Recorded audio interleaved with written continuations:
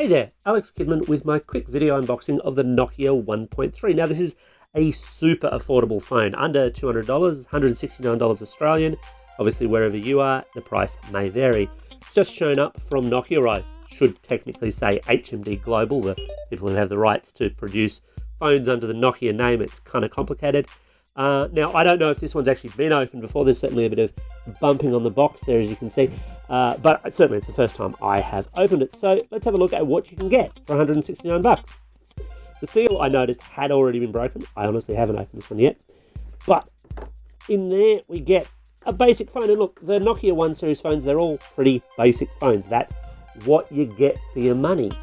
And in this case, it's not one of their Android One phones, it's an Android Go phone. Android Go is the, well, low rent is not the right word, it's the low power version. It's designed to run on low power devices and make the most of basic Android functions, which is quite an emerging market. There's actually a lot of people who have a lot of time for these kinds of devices, and I'm one of them.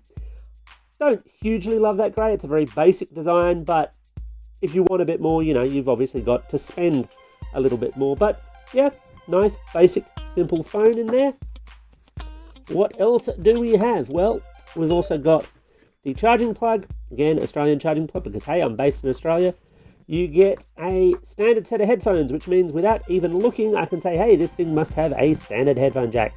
And there it is. A little bit off cut. Don't know that I love that so much, but yeah, again, you take what you can get at this kind of price point, and then a standard charging cable, which is still micro USB. Again, don't entirely love that, but you know, you got to do what you got to do. Now, we have a removable battery, which is still a rarity in this day and age in a lot of phones.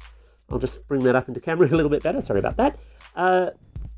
Removable battery, still a rarity in this day and age, but not a terrible idea. Typical capacity 3000 milliamps. Okay, well, let's see how much of a fool I can make of myself trying to open this thing up. I'm typically very, very bad with opening up plastic-backed cases, and this is going to be no exception, is it?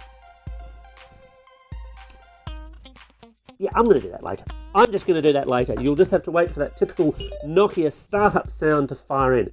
But there you go. That's what you get in the box. I will get on with testing this. As always, let me know your thoughts below. Thanks for watching, and don't forget to like and subscribe.